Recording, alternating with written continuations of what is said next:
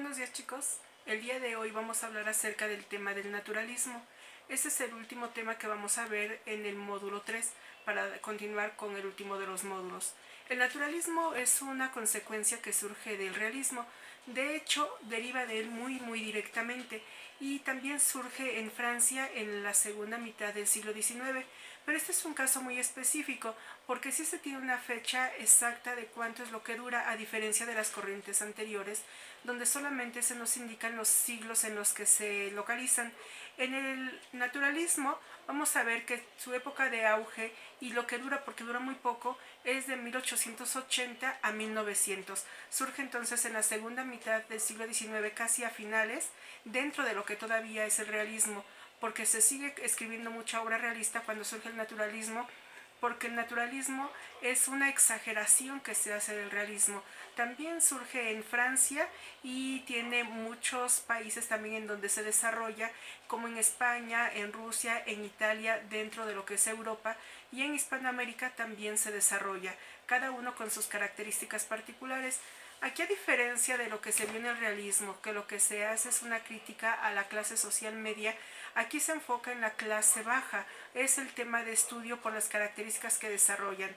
El naturalismo dura solamente aproximadamente 20 años porque no es muy del agrado de los lectores, y no lo es porque es muy sórdido. Sórdido quiere decir que trata temas bastante dolorosos. Nos dice que como una de las características que tiene es que hurga dentro de las llagas de la sociedad.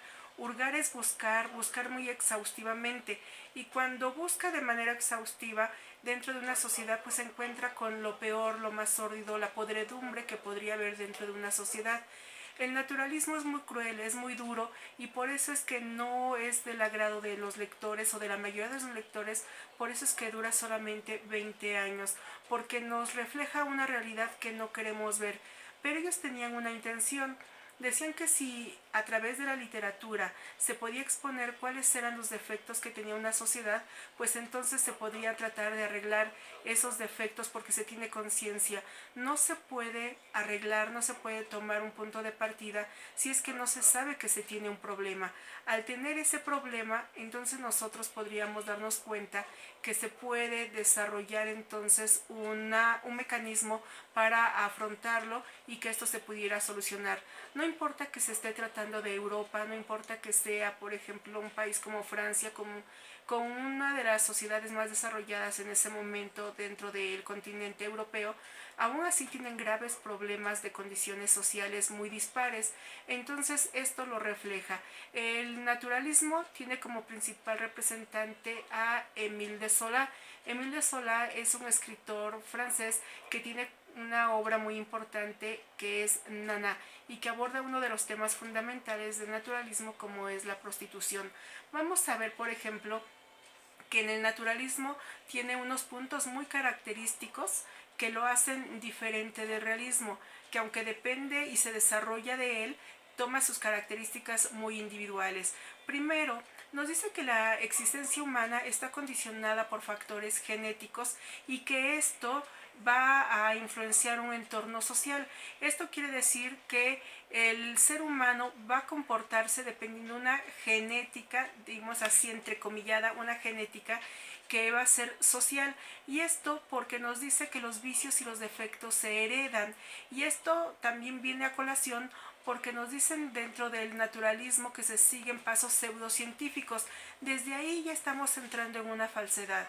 La ciencia es ciencia porque se demuestra y es comprobable. Pseudo es un prefijo que significa falso, por lo tanto, pseudocientífico tendría que ser falsamente científico, por lo que no puede ser de esa manera. La ciencia no puede ser falsa. Entonces aquí se está adaptando porque lo que está en boga en ese momento es el apego a la ciencia, que la ciencia se tiene que meter, que se tiene que tomar dentro de las artes, incluso en la literatura, y para pegarse a ese formulismo es que crean el paso pseudocientífico, lo cual no es cierto. Los vicios y los defectos no se heredan genéticamente, porque tiene que ver con la condición humana, que hacia qué lado, si hacia lo correcto, a lo incorrecto, a lo moral, perdón, a lo socialmente aceptado, es a lo que el ser humano va a tomar decisiones o no. Por lo tanto, no tiene nada que ver con lo genético, sino con la decisión y el libre albedrío que cada uno de nosotros como personas tenemos. Vamos a ver aquí también que nos dice que el hombre se convierte en una bestia humana. ¿Por qué una bestia humana? Porque nos dice que mientras el ser humano tenga las condiciones favorables para desarrollarse de una manera plena y apegada a las normas sociales, lo va a hacer. Pero ¿qué va a suceder cuando entren adversidades? Cuando, por ejemplo, una persona que nunca ha tenido necesidad económica lo pierda todo y tenga que sobrevivir. Nos dice entonces que los instintos son los que van a regir nuestras conductas y el instinto primordial es la supervivencia y para sobrevivir hay que comer. Por lo tanto, nos dice que una persona puede llegar a convertirse en delincuente porque va a robar para comer o incluso puede matar a otra persona para robarle su dinero y comprar alimentos. Por lo tanto, nos dice se convierte en una bestia humana porque las bestias, los animales, pues no se fijan si están haciendo lo correcto o no al procurar su propia subsistencia. Un león jamás va a entrar en conflicto por comerse una gacela y no va a decir si está obrando bien o está obrando mal porque simplemente tiene que alimentarse.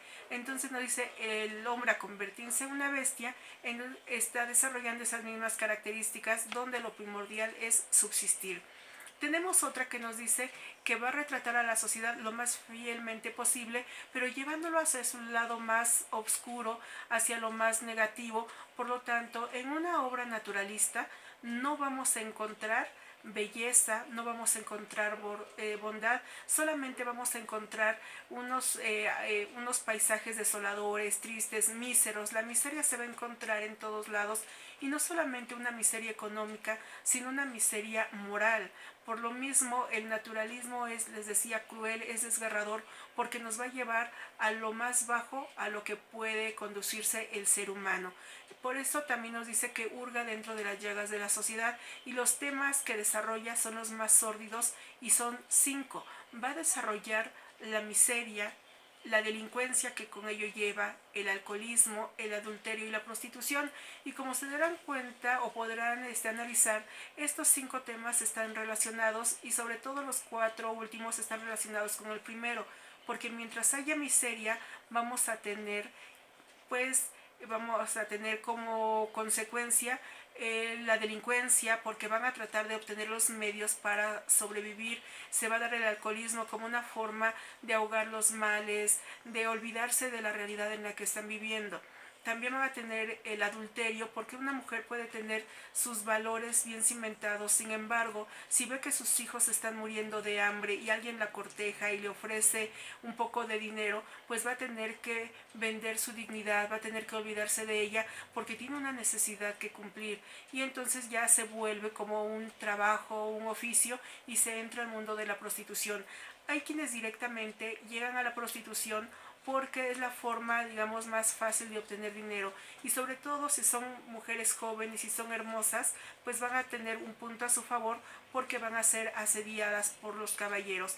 Este es uno de los temas o el tema central que trata la obra de Nana de Mille de Solá, donde una joven es hermosa que nace en un lugar sumamente pobre y que ella se involucra en relaciones no muy agradables, vive en las calles con todos los vicios que eso pueda tener, hasta que por su belleza entra a trabajar a un teatro y ahí empieza a prostituirse.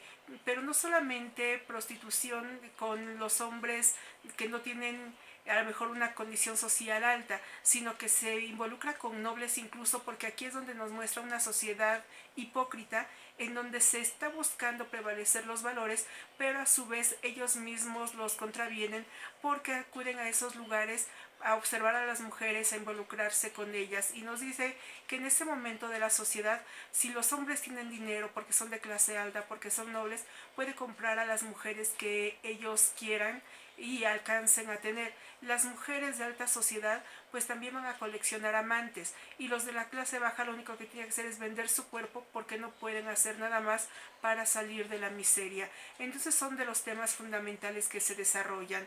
Por lo mismo nos dice que la literatura naturalista es amoral, porque va a romper con los valores morales establecidos en ese momento y los va a mostrar tal cuales son, porque la sociedad parisiense o la sociedad europea los está viviendo, y van a romper con esos moldes de la estabilidad familiar, en donde los valores de la decencia se van perdiendo porque se tiene mucha necesidad, sobre todo económica.